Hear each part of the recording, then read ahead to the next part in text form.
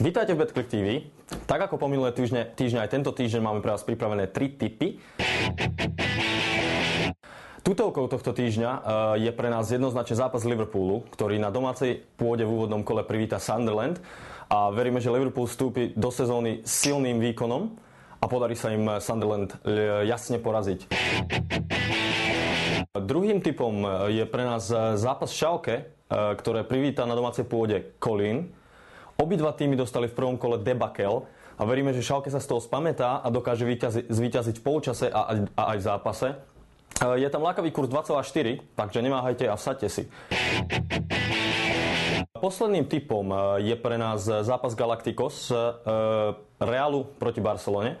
Real sa stretne Barcelonou v Supercupe v nedeľu a na výhru Barcelony o 2 góly je vypísaný kurz 7,5, čo je osobne pre mňa strašne vysoký kurz a odporúčal by som vám vsadiť si nejaké peniaze na tento zápas.